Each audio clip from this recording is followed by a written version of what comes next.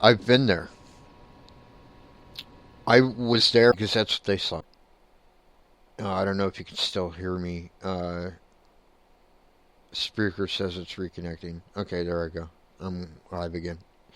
Uh, but they would wait for something to, like, some inkling of something is going to happen or has happened, and then they would provoke, thinking that they could get more shit to happen. Whereas and I honestly, I think I'm the more logical than a lot of these people about this shit, because to me, and take it for what it is, I've been doing this for more than 25 years. Um, but whatever. Um, I'm the opposite. If I get the inkling that something is going to happen or is already starting to happen or has happened, I don't provoke at all, because I don't provoke anyways. But that is when I zero in and start asking the more important questions, the historical questions. Give you another example. I did an investigation. This is some years ago with my former team before I founded Ghost Love Paranormal. We went to a place called Clear Fork Ski Resort.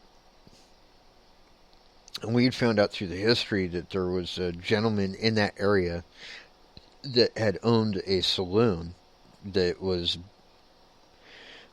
where the lodge to the ski resort was built within a few feet, probably. Anyways, we had found court records where he had been arrested and sent before the judge in the court on two different occasions for gunfights. And evidently there were a few people that had been there before us that didn't treat him so well. So I went in there and I'm like, look, I understand you were involved in a couple of gunfights. I'm not going to assume that you're a bad guy because of that. I'm just going to ask, was it in self-defense? And I got a clear Class A EVP go, yes. I said, okay, that's all I wanted to know. Can you pour me a drink? And right when I said that, we caught an EVP of what sounds like whiskey being poured into a shot glass. And his name, by the way, that spirit, that ghost, his name is Sam. And so I went back there a couple more times when I was still with that group. And I got pretty close to Sam. Close enough that on command, he posed in a picture with me. And I wish I still had this picture, or wish I had the picture because it was taken on somebody else's camera. But it's actually a picture of me, and you can see Sam standing right behind me.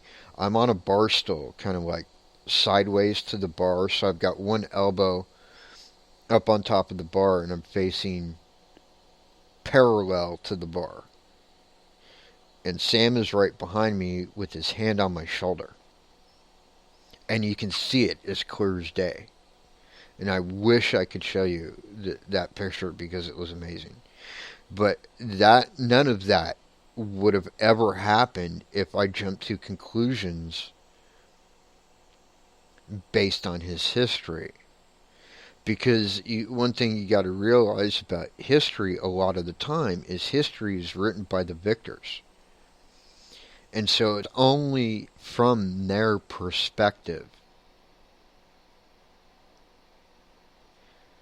That's the way Native American history was in this country for a long time.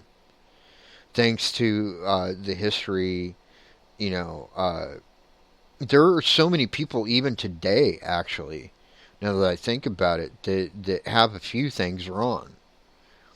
There's a lot of people out there that think that Thanksgiving was like this celebration with the white people and these friendly natives, and that's all there was to it.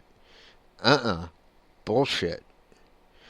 Let me tell you what Thanksgiving really was, and why a lot of Native Americans and those of Native American descent, including myself, do not fucking follow that holiday. It's because what actually fucking happened was over 200 natives from this local, yes, friendly tribe were invited to this feast, and they showed up, and the fucking pilgrims killed them. Thus starting, like, the whole big fucking snowball of red man against white man that happened in this country. If it were not for that one fucking event, we might have gotten along. I mean, we would